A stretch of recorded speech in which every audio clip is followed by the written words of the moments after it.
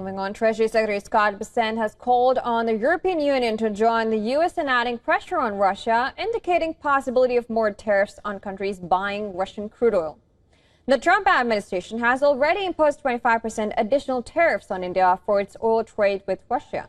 Bessent argued that the exert additional economic pressure could force President Vladimir Putin to go ahead with peace talks with Ukraine. He said that the Russian economy will collapse if Washington and the European Union impose more secondary sanctions on purchase of Russian oil.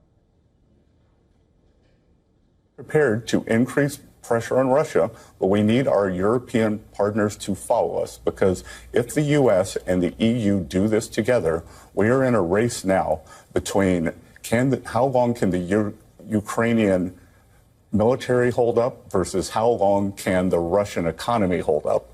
And if the U.S. and the EU can come in, do more sanctions, secondary tariffs on the countries that buy Russian oil, the Russian economy will be in full collapse, and that will bring President Putin to the table.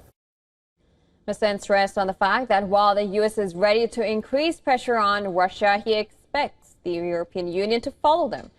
Interestingly, European Union continues to purchase refined petroleum products from India, which are made from the same crude oil that New Delhi buys from Moscow. Bessent also did not name any countries that may face these secondary tariffs.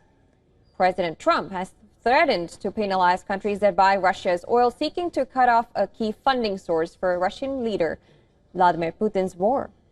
But has so far only hit India with so-called secondary sanctions, ignoring countries like China and Turkey, who also do massive business with Russia.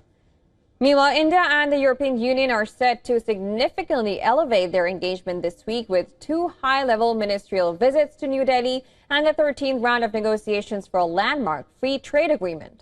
The flurry of diplomatic activity comes even as both sides aim to conclude the FTA by year's end, building on momentum from External Affairs Minister S. Jaishankar's visit to Brussels and visit of European College led by President Ursula von der Leyen to India.